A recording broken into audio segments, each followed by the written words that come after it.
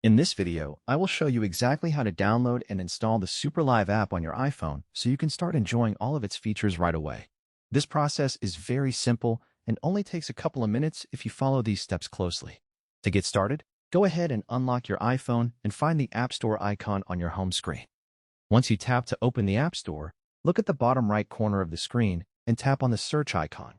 In the search bar at the top, type in the words SuperLive exactly as they appear. You will see several results pop up, so look for the official app icon, which usually features a colorful design.